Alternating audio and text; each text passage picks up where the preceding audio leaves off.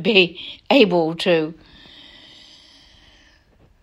Yeah, that's silly me, of course, that's silly me to think about that. But that is actually the fear that I feel sometimes. However,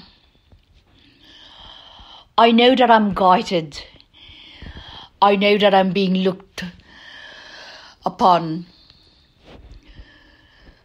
in everything that I do. If you believe in something, you have to believe in something in order to have that hope and in order to proceed to live life to the fullest.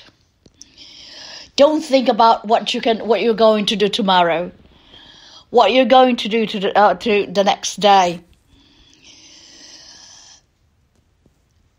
I have learned to live a life filled with positive thoughts. Well, most of the time anyway.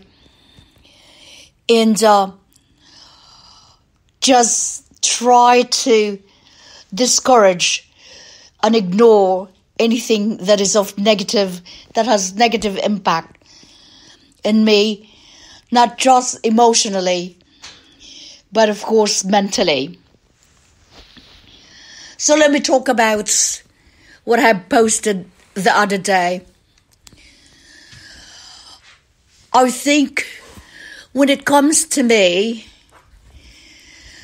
when people say something that I don't agree or targeted to malign me, I don't really pay attention. I don't really care much about that because there's nothing actually that you can do. You can't stop people from saying something negatively about you. You can't control them. So you just have basically to raise your hardens and ride the waves and ignore it. However, there's one thing that I can guarantee that I can't ignore, that no matter how peaceful and calm of a person I am, I just can't accept, or I get so furious when my dogs are involved, when my dogs are threatened in any way. You see, animals don't do anything. They're just there. My dogs, they are probably the only beings that would give their lives to you without thinking at all. So, there are my dogs. So you're gonna hear them. Okay, stop it. You can hear them. So that's the beauty of going live. And as I was saying before, is that when it comes to animals, when people threaten to hurt, so there's my background, to hurt animals, I get infuriated. And it is the only time that I'm actually become violent. I can't even say that because I don't like being violent. I never thought of hurting anybody. But when I see somebody that is deliberately hurting an animal, that's when I become, that's when I retaliate. I probably become so physical. And I've said that time and again. Anyway, so my dogs are having concert because they think somebody is outside. I'm looking at my my camera here. There's nobody outside. Hey, that's enough. That's enough. So in between, you hear them, Sawyer. In between, you hear them in my podcast. So there you go. Those are my guests tonight. They are just saying their opinions. They going back to living with deadly disease. Of course, I can't help to think sometimes that's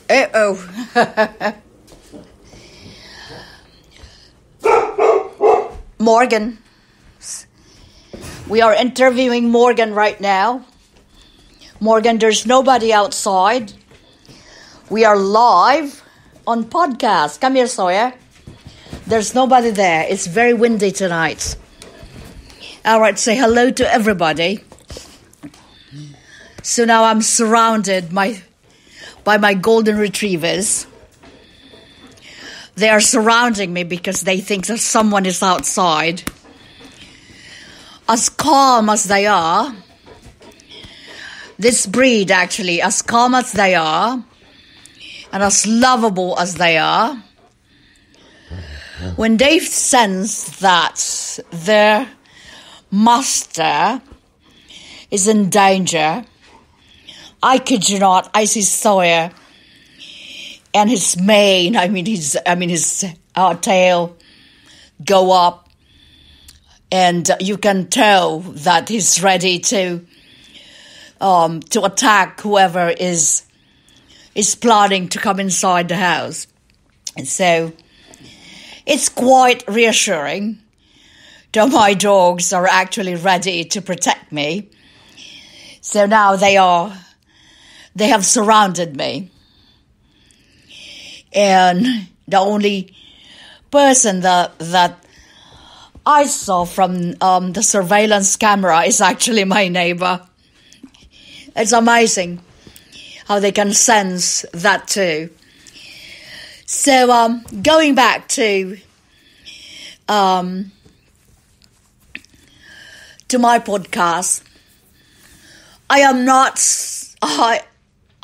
don't have any qualifications to give advice to anyone or to even impart some wonderful words to go by, to live by. But I'm just sharing my life experiences and the way I live life now, because I know that years ago, of course, in my 20s, I was very selfish. I was there. It's like, Morgan, come here. Not selfish. I don't know how to describe it, but I was, of course, just living life, just thinking about myself, like trying to impress people by acquiring more things, the designer clothes, designer shoes and bags. And then as I grow older, as I become more aware of my surroundings, as I become more aware of the reality of life, when I became a public health practitioner and I traveled to this desolate part of the world, and I have seen poverty, and I have seen people who are living subhumanly, I have changed. It's not that I have changed, but I have become a new person. I'm not just saying that when I got sick, I have become a new person, but I have been more aware once that I was exposed to how most of the world actually live. So what I'm experiencing right now, being sick, having this ailment, this incurable disease that would eventually kill me, I say that I am still fortunate that I have learned actually to appreciate life more and to appreciate even the minute thing in this world, and living just life every moment and not caring about what I'm going to do and what I'm going to acquire the next day. I'm not here to impress anybody anymore. I don't think that life should be taken for granted, because no matter how healthy you are and how much you care for yourself, or even when you're sick, I believe that when it is your time, it is your time.